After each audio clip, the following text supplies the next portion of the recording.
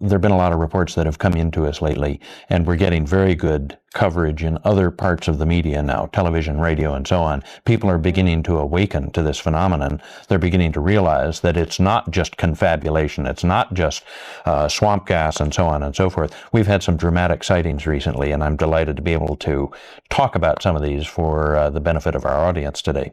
Well, it's fortunate that you collect the calls nationally and sometimes even internationally, because as that kind of clearinghouse for the data, then you capture where they're tracking more or less. And so some of these TV stations are going to report incidents that were local to them, but you can give us the bigger picture because it really wasn't a local incident. It was a huge incident across the whole state. Yeah, that's the advantage of having a national hotline, as you properly suggest, I think, is we get an overview and we see what happens in one state and then an adjacent state and so on. And you get a completely different picture and you get the overview. It's very important. But the one recent incident that was reported to us was a mass sighting, I think is the proper term for it. It was down in Arizona on the 13th of March. It was a Thursday night.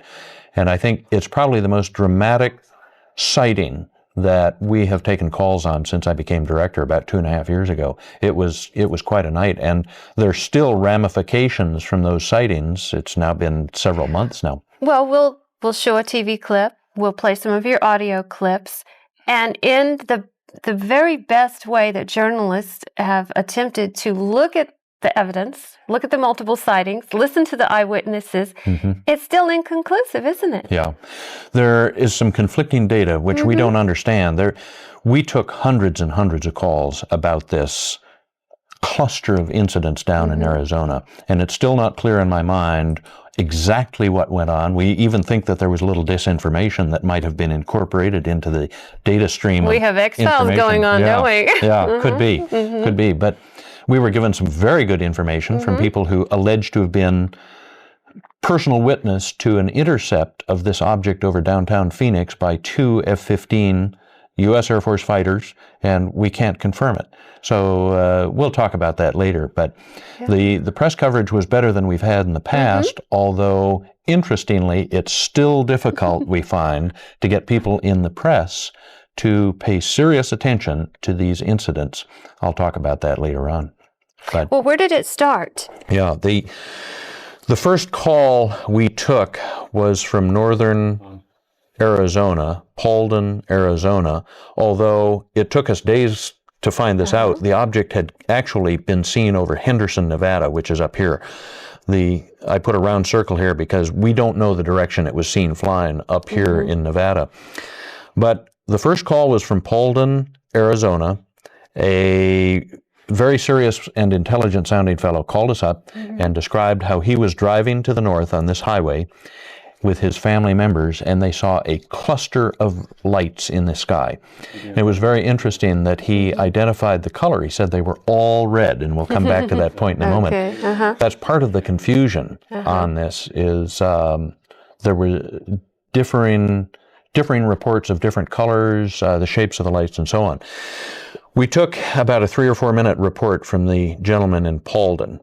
Within minutes, the phone started ringing off the hook. The next report was from Prescott and Prescott Valley in very rapid sequence. Shortly thereafter, a gentleman who did not want to identify himself called from Chino Valley, just north of Prescott. People reporting essentially the same things with minor differences. What they saw was apparently a huge cluster of lights in a wedge-shaped pattern overhead, moving slowly, except in those places that I indicate with the black dots. In those locations, the object was seen to be hovering directly above the heads of the witnesses on the ground. In fact, in Prescott Valley, a young woman saw this object, and it was close enough to her that she decided to get a better look at it, and she started walking towards it, and she walked directly under this object, and it was huge. Well, that was the beginning of the report, and we'll play some audio clips from some of these people so our audience members can get a better feeling of what was reported. And why don't we play an audio clip from Paulden, Arizona? This was, again, the first report that we took, and listen firsthand to what this gentleman had to describe to us. Okay. I was just leaving the house, and I was traveling northbound, and I looked to my left, which is to the northeast, actually, and I caught some lights that were traveling, and they were arranged in a strange fashion. There were 3 or 4 in a V, and one flying off to the backside, so to speak. And they were cruising southbound, not even cruising. Yeah. So that was the first report we took. And please note that he didn't say it in this cut, but he was on this highway. He was looking off to the northwest, and the object was coming from the north-northwest. The next cut I'd like to play comes, I believe, from Prescott Valley. Quite a number of people in Prescott Valley and Prescott, they're side by each, very close, saw this object. And let's play the second cut now and listen to what a young woman had to say. We saw them in the northeast northeast sky, and they appeared to be hovering.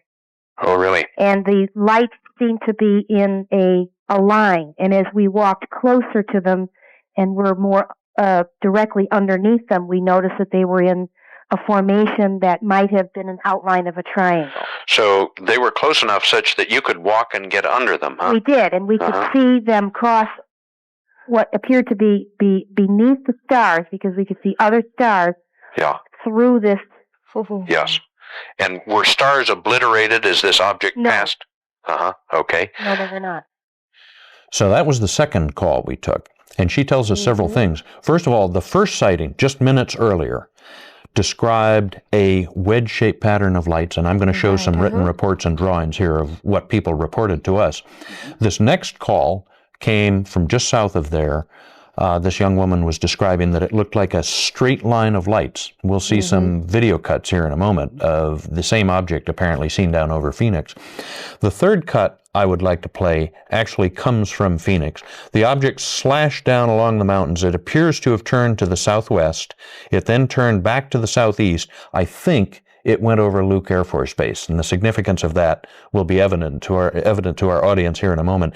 The next audio cut, the third and last one I'd like to play, comes from very close to Saddleback Mountain, which is up in the northeastern corner, or Camelback Mountain, northeastern corner of Phoenix. Let's listen to what they had to describe they saw in Phoenix just moments after these first two calls. Okay. About 10 minutes ago, I saw in the northeastern sky over Phoenix a formation of light that gave the brilliance and size of stars. However, it was in a formation of a triangle. There were 5 lights. At the top point of the triangle, there were 3 lights, one at the tip and then one on either side. There were 2 other lights on the bottom point of what would be a triangle shape. I can't. So that was about the third call that we took. Let me now show one of the illustrations that we received from one of the witnesses. This comes from Phoenix. This is the first written report we received, and this gives our viewers some idea of the relative position of the lights. Right. Now, what is still not clear, believe it or not, is whether people were looking at 5, 7, or 9 lights, individual objects in very precise formation, or whether they were looking at one object that had these lights affixed to it. The reports are conflicting. It's led some of the investigators down in the Phoenix area to conclude that there were several events taking place. But that is the first written report we took, and this object hovered over people in Phoenix for 5 minutes. Oh, now that's a mother time to see that, yes. with 4 children were standing just south of Camelback Mountain looking directly up at this object. They estimated that the object was twice the wingspan of a 747 airliner, hovering motionless. This is another interesting report that we received. This comes from a young woman who was driving with her husband and 2 children and mother-in-law up the highway from Tucson. They were just about here on the highway, midway between Tucson and Phoenix, and that is what they saw directly above them. And to give our viewers some idea of the reported size to us, they claim that they were driving directly underneath this object for 2 minutes at 80 miles an hour, and it was still above them. That is huge. And we are discussing mountain ranges in between some of these cities. Yes. That would obscure, view for miles and miles, obviously, because one of the ideas is it's flares that were dropped off and remain at a steady altitude and then go off simultaneously. I'm glad you mentioned the flare theory, because within a few hours, the next morning, the military at Luke Air Force Base apparently were claiming, one, that they'd taken no calls about this incident. Number two, that, well, even though there was no incident, it was military flares. Well, I'd go back to our map for just a moment and point out that the object went from Henderson, Nevada to Paulden, Arizona in a matter of not more than 21 minutes.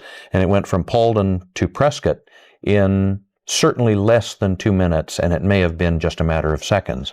So those are pretty sophisticated military flares, if indeed they were flares. Traveling at high speed. At high speed. Supersonic flares, moreover. Yes, exactly. There's been some very good analysis done by UFO investigators in the Phoenix area and elsewhere. Tom Taylor, Bill Motzer, and a few of the others. Bill Hamilton has worked on it, people with whom I've been in touch. They did some very nice analysis. They got some video footage that we'll see here in a moment, but it looks as though the object was probably on the order of 9,000 feet above people's heads. One of the things that's very interesting about this case is that this object, or these objects, whichever it is, passed through the airspace of not fewer than 3 international airports, flying or moving perpendicular to the prevailing air traffic, and maybe as many as 6 airports had this thing fly directly over it. We have a report, unconfirmed, that a very senior retired member of the U.S. military was landing his aircraft at Prescott, and he reported this to the airport and gave a very detailed description. And it's further reported to us that Luke Air Force Base scrambled some fighters in response to the senior military report from the air of what he was looking at. It's an interesting aspect of the case. We're unable to confirm that at this point. Well, and as you pointed out, it could be multiple events going on. And perhaps if there were some target flares at one location, it does not account for all the other locations of events going on and sightings. Yeah, I'd like to return to the map for just a second, and I'll close off for our audience what happened. The object turned to the southwest. It went over a town called Wickenburg, Arizona. It went down over Phoenix. It turned directly south in Phoenix, went down to Maricopa, and then it went down over the highway. The last report we had, last credible report, is from Tucson, where the object split up into different lights and lined up in a straight line and apparently went to the southwest. So that in a nutshell is what happened. Very sophisticated maneuvering, almost following a highway pattern, almost wanting to be seen, flying very low. Yes. What's going on, Peter? This is a very important case. I am delighted to have an opportunity to go through this in detail for our audience, because this is a case that's not going to go away. It involves the military. It involves at least hundreds and maybe as many as tens of thousands of witnesses. We had, I'm told, at least 12 people managed to get this object on videotape, and many, many other aspects of this case that lend distinct credibility, plus the fact that its presence was reported to us in rapid sequence over a broad area. 5 TV stations in Arizona reported strange lights and tried to come up with explanations, and in most cases, they really could not come to any valid or strong conclusions. I would like to show some of the video clips from these TV stations now that were sent to us by people. I phoned ABC Channel 15 in Phoenix. Bill Spencer gives what is a very good rendition, called the FAA, called Luke Air Force Base, called Sky Harbor. And, we'll see what other TV stations the media is saying, because they are attempting to report it to the best of their ability. Let's look at one of these TV cuts, and then we'll look at another one, and then I'd like to talk about the press, the newspapers in Arizona, and we'll discuss for a moment what they talked about or what they didn't talk about. Right. Did you? Well, we haven't answered what they are, but we do know that something strange did happen in the sky over Arizona last night. More than 100 witnesses called the UFO hotline, and at least 2 local people caught the strange lights on videotape.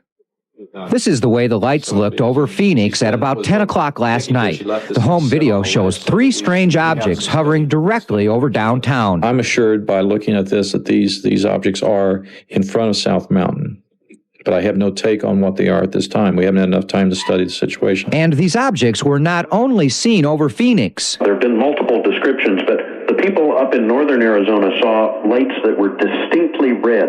By the time they'd gotten down to Phoenix, they were white, the color of stars, bluish white, people described. The first sighting last night came in from Paulden, then Prescott, and then Phoenix, where the objects turned white. The white objects were later seen over Tucson, and the last sightings were from northwest Arizona around Kingman. Some witnesses described the fleet of lights as a V-shaped formation. Some say they were in a line. Others saw a diamond shape, and still others saw a star. Another observer reported that when one turned, they all turned together, as if by the same command. And the number of lights seen ranges from 1 to 9. I'm told that at least one traffic controller saw the lights. They were reported by at least one commercial airline pilot, but John and Marlene, nothing showed up on radar. Nothing showed up on radar. Nothing. All right. A mystery then still. Jim, thank you. You're welcome. Now, see, nothing showed up on radar, and yet, if it had been military dropping flares, the military planes would have shown up on Presumably. radar. Yeah. I think that's a reasonable assessment. Plus, let it be said that the object that we're talking about here passed directly over an airliner, and I think perhaps in the next TV video cut we have, they'll talk about this, but the object passed directly over Sky Harbor Airport in Phoenix, and the airplane taking off reported it to the tower. So if it was military, they were flying in a dramatically irresponsible fashion. I've done a little bit of flying myself. You don't fly in what's known as a TCA, a terminal control area. You don't fly over airliners that are taking off from a major international airport. And that's where the object was. Again, it flew over at least 3 and maybe as many as 6 airports. What about the speculation that it possibly could be our own military high technology aircraft that we have not been told about? Still, that's irresponsible, as you would say, and would lead people to see it and report it. And if they don't want us to know about it, why do it? Yeah, interesting theory, and it's bandied about quite a bit. But I can't imagine that the military would be flying this experimental object over airports, over populated areas. Doesn't make any sense at all. Because they're still in denial as to the fact that there's anything flying around out there extraordinary. And let it be said, too, that we know that it was flying at supersonic speeds to cover the distances in the elapsed time, and it created no sonic boom. So if it's military, I am impressed with our engineers because they're fabricating some very interesting equipment. I don't think it was. Plus, the final report from Tucson pointed out that the lights split up into different swirling lights and arranged themselves in a straight line and then went to the southwest. I don't think we're talking about a piece of American military equipment. No. But let's go to the next video cut and show what another This time they station. got your name right. Yeah. At least we're careful at least to get they your got name. Davenport Peter, right. I don't complain about the first name. Let's look at the next cut down in, I think, Phoenix. It's live overlooking the skies of Phoenix, and Bill, a lot of our viewers who called last night are wondering what those objects were. Any answers yet? We don't have any answers, Paul and Robin, but I'll tell you this. It's like clockwork. Every day in the valley, someone will call the police reporting seeing a UFO. Strange lights in the sky moving in strange ways. But it is very rare for thousands of people to call and report seeing the same lights in the same spot at the same time. It happened last night, and eyewitnesses who saw it say it's like nothing they've ever seen before. I was like, holy crap, look! And it was a perfect triangle just floating across the sky, way up there. Aliens, first thing I thought, but it scared the heck out of me. It isn't exactly close encounters of the third kind, but this series of strange lights, which appeared in the northern Arizona sky last night, has thousands of people scratching their heads. I think it was a spaceship of some sort. Because, I mean, I've never seen anything like that before. Last night, shortly after 8 p.m., hundreds, maybe thousands of Arizonans reported seeing a triangular-shaped object with 3 distinct lights streaking across the sky at incredible speed. Just right up there, and then it flew like right across over and down that way. According to reports, the sightings began at about 8:20 just north of Prescott, with the lights then moving rapidly from Prescott to Glendale to Tempe to Chino Valley, and finally arriving in Tucson at about 9 o'clock. The lights traveled close to 200 miles in about 40 minutes. Even a commercial airline pilot here at Sky Harbor Airport reported seeing the lights last night. He radioed the tower just after takeoff, telling them that the object was directly above him. That means that air traffic controllers in the tower should have picked the object up on their radar screens. And yet they say they saw nothing. Over the past 10 years, there have been literally hundreds of sightings all over the country, especially here in the Southwest. But this sighting is different. The UFO group MUFON, Mutual UFO Network, calls this the most dramatic sighting in Arizona this decade. Now, we have checked into it. We called the FAA, Sky Harbor Airport, and Luke Air Force Base for some kind of an explanation as to these strange lights, and so far, we have nothing. Paul and Robin. Bill, you said over the last 10 years there's been a lot of significant sightings across the country. When was the last one here in the Southwest? Well, according to MUFON, the Mutual UFO Network, about 2 weeks ago, they say there was a series of 4 golden discs or flying saucers that were hovering just above Phoenix. That's the first I've heard of it. All right, well, we'll be keeping... Well, you know, you work with MUFON and speak at MUFON conferences. You speak all over the country. You speak out of the country. I am In now. Australia, you're really getting around. I've been very lucky. People are beginning to wake up to our existence But here. you are the National UFO Reporting Center. That's correct. And you have a website, which we will show at the end. I just want to clarify that because there's several groups out there for people to phone up and you know, participate in this investigation. We're grateful to these TV stations for their coverage. The newspapers were very slow to cover, except the Prescott newspaper. They did a very nice job of publishing an article the next day. Phoenix newspaper, very slow, very slow. Mesa newspaper reported that they didn't have a reporter who could cover it. They were all filled up with other tasks. But this was a dramatic sighting, and it will take us years to get all of the data pertaining to this sighting because it was a dramatic one, most dramatic I've covered, and apparently I agree on that point with MUFON. It was quite something. Well, now, the Southwest does have a lot of sightings, and people would be, speculate that because of Area 51 being in that area, that could account for some of it. However, I want to point out, you, as a center that captures sightings all across the country, you'll be the first to say, hey, the East Coast has a lot of sightings, down Florida, up, you know, Washington, Oregon. It's not any one area, is it? No, it isn't. I do think that the same object that we've just seen on the video has been reported to us from other parts of the country. As we now go back through the data, we think that we see the same object being reported from a number of other states as much as 6 months before this incident. So it may have been here for a while. We don't understand the significance of that at all.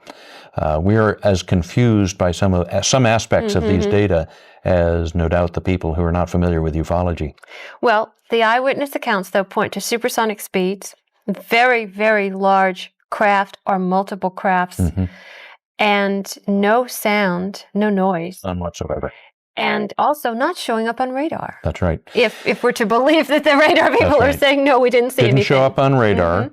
And if it was military flares, are we to believe that the military flies or drops their flares over Sky Harbor Airport while commercial aircraft are taking off? Doesn't make an ounce of sense to us. There were a lot of aspects, and plus at one point, just south of Camelback Mountain, the object was seen, reportedly, to shoot out a brief bolt of red light out of the nose of it. That's very interesting. There's a lot at work here. There is, and I really want to thank you for sharing all of this data that you depend on. The phone calls coming in, followed up written reports, very important. That's I know correct. drawings, if you can get them, video is great, photos, anything. You'll take it, put it out there on the website. I know you need help to get it out there eventually, and that's part of the thing. You know, you're a volunteer group, which I do want people to know. But I really appreciate you sharing that with us and updating us of what's going on all over the country. My pleasure. Thanks very much for having me. Thank you. Wednesday, the 12th of March, and I said, no, Mrs. whatever her name was, don't you mean Thursday, the 13th of March? And she said, Mr. Davenport, I know perfectly well when my husband's birthday is. And I was baking his cake for our birthday party that night. So apparently this incident occurred possibly, if we can believe this report, 2 nights in sequence. All right? Well, that is a rough approximation of the lights that that police officer first saw streaking from north to south. They were distinctly yellow or orange. He said there were 5 of them in a triangular pattern. Well, this is, we believe, a second different object. Remember, I said we don't know how many objects went over Arizona that night. This, to give you some idea of how big this object is, and you may not be able to see it clearly from where you are, this light went directly over 3 witnesses: Tim Lee, his wife Barbara, their son Robert. This is in North Phoenix, just outside the city limits of Phoenix. We estimate that that light, which was like a recessed ceiling light, a can light in the ceiling, was approximately 200 yards in diameter. That's how big that object is. And Tim Lee and his wife, they sent me 20 pages of typed description of what that object looked like. As this light went over their heads and they could look straight up into that light, they saw a vortex like a tornado of gold sparks being sucked up into the craft. That's what they described. But that object came from the north and it went silently right across their heads, at least the starboard wing of that craft went over. Well, different people reported different shapes. This is a drawing submitted to us by an architect, a young woman. I'll never forget her voice. She said, "Mr. Davenport, I'm an architect. I do not believe in UFOs. But I've been told to call you because what I saw tonight cannot be ascribed to anything that I'm aware of on this planet." And that is her drawing. She said there were lights. She gave 5 lights, and there was a faint glow on the leading edge of this object. You'll see that again. A few seconds or minutes later, the object looked like that to a witness on the interstate north of Phoenix still, with 3 separate lights. This is his actual illustration that he sent to us. And he was so committed to providing us with an accurate rendition of what he had seen that night that he used black paper to simulate the black sky and white ink. And if this is the moon, this is how big the object was relative to the perceived size of a full moon in the night sky. We have reason to believe it was probably bigger. A few seconds later, it looked something like this. This is from Max Saracen and his wife, I believe. A big, long triangle with multiple lights along the leading edge. Light was streaming off the 2 rearmost vertices of the triangle. And that was his hand drawing of what he and his wife saw north of Phoenix. Well, this is from a group of investigators in Phoenix. This will give you some idea of the number of ground tracks that these objects reportedly covered in Phoenix. They actually made turns. People could see them moving across the sky and they'd suddenly turn and go in another direction. Objects that were that big. That's how big they were in the night sky above Phoenix that night. Well, this is yet another. People reported that when the lights were coming at them, they looked different from the way they looked when they went overhead, and when they were going away, they looked different still. Some people reported that the lights swapped places with one another. That's an unconfirmed report, in my opinion. Well, this is an attempt to provide you with a collage of all of the different shapes that were reported to us. Some people said 5 lights, other people swore it was 7 lights. Other people said it was dozens of lights along the leading edge of the object. Some people said the lights were orange or yellow. Others said distinctly white. Some people said red. So it appears to us that the objects had the ability to change their appearance, or at least to human observers on the ground, their perceptions were different at different times. That's what happened. Now, this, for any of you who have been to Phoenix, you know that mountain in the distance. That's called Camelback Mountain. This photograph is taken from Sky Harbor Airport, the airport that serves the greater Phoenix area. And the camera is looking northeast. That mountain is about 5 miles from the airport. It's not a high mountain. It's called Camelback because it looks like a camel hunkered down on the ground. The head, the hump, and the rump of a camel. Well, one of the objects came right across the notch of that mountain, and I'm going to show you what it looked like after it came across the mountain. That's what it looked like. You'll notice now it's no longer 5 lights, it's 7 lights. And I said, Sue, this is Sue Watson. Sue Watson works, excuse me, for one of the most prestigious parochial schools in Phoenix, Catholic school. She has 7 children. She and her husband are Catholic. No surprise here. That night, Thursday, the 13th of March, she was preparing to take 4 of her grown children to an Irish music festival as part of St. Patrick's Day weekend. And her 2 sons and 2 daughters had gone out the front door. She was turning lights off and locking up, and she heard her children say, "Mommy, Mommy, come out here quick." And she went out her house, outside her house, looked to the north towards Camelback Mountain, and saw these lights coming at her. She said, well, it's just an airliner or some kind of strange aircraft. She didn't know what it was, and she stood there for a few seconds as it got closer and closer and closer, and suddenly it got right above them, and it stopped. And I'm going to play a tape for you in a minute of Sue Watson's voice talking about this incident 5 years later, almost to the date. But that's what it looked like, and Sue said it had 7 lights on the leading edge, and there was a distinct, though faint glow on the trailing edge of the object that stopped above them. To give you some idea of how big this object looked, I said, when I first talked to Sue that Thursday night, I said, hold up your thumbnail for me, Sue, and tell me how big the object was relative to your thumbnail held at arm's length. She said, Peter, you don't understand. Okay.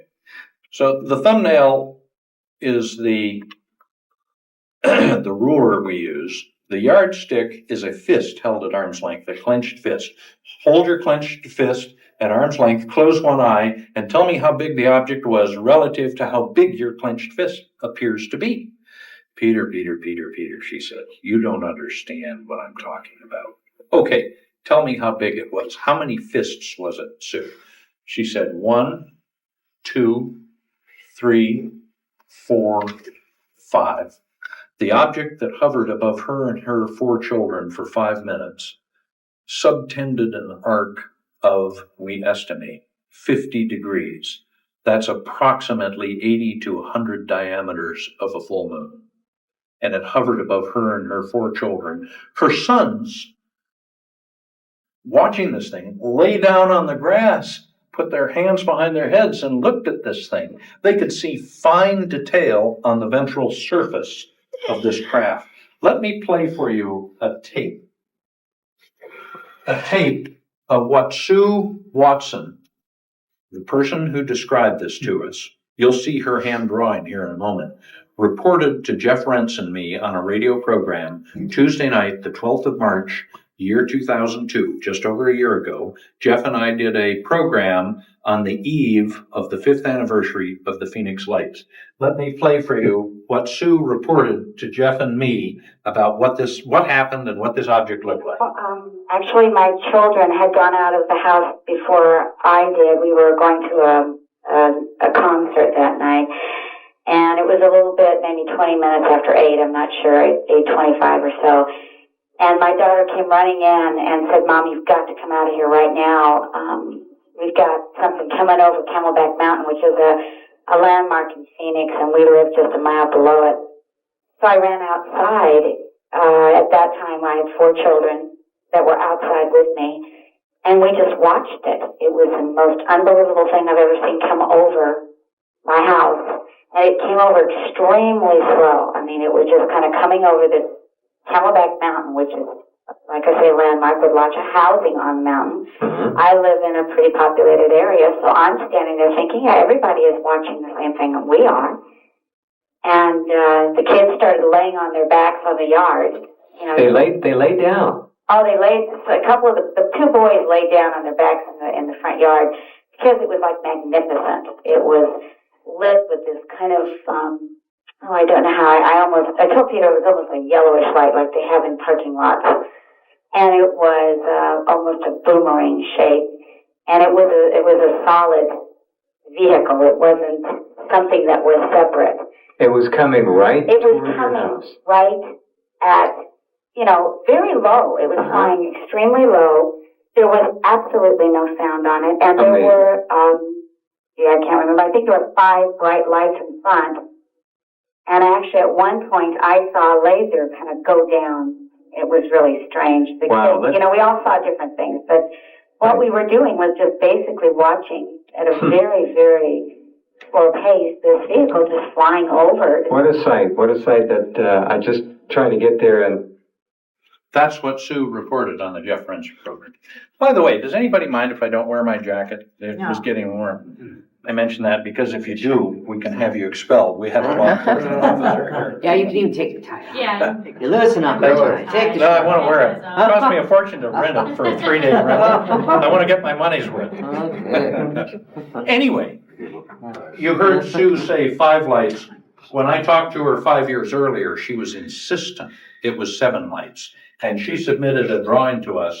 That is her drawing that we received via fax on Sunday, the 16th of March, 3 days after her sighting. I tend to go along with this number rather than the 5. It was right, she did that drawing right after she had seen it, and she faxed it to us. She mentioned the laser light. She, so far as I am aware, of the 1,500 witnesses in Phoenix who have submitted written reports to either our center or investigators in Phoenix, she is the only one to report having seen this momentary flash of white laser-like light that shot out of the belly of this craft and struck the ground. What was it? I have no idea. In fact, I have no idea what I'm dealing with. All I can do is but report what was reported to us. Charlotte? Any reports of missing time, abduction, anything anomalous at times? Yeah, this is interesting.